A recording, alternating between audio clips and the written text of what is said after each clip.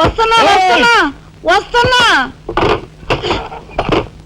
తలుపులు బాత్తుడు వినపట్లా? ఏదో లోకంలో ఉండి ఏదో లోకంలో రఫ్ ఆడించేస్తానేమనుకున్నావు? భోజనం చేసావా? ఇంకా పడుకోలేదే? నువ్వు వస్తావని. నేను వస్తానని అర్ధరాత్రి వరకు నా కోసం ఎదురు చూస్తుంటే నీ ఆరోగ్యం ఏమైపోతుంది? పడుకో. ఏమిటా చూపు? పడుకో.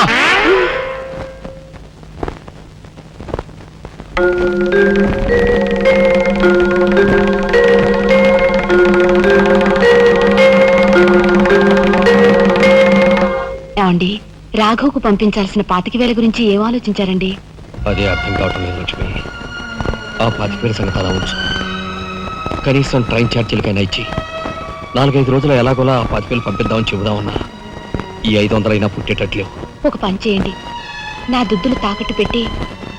వద్దు లక్ష్మి, వద్దు. ఈ సంగతి తెలిస్తే రాఘవం అసలు చదివే మానేస్తానంటాడు. నేనే ఇంకో ప్రయత్నం ఏదైనా చేస్తాను.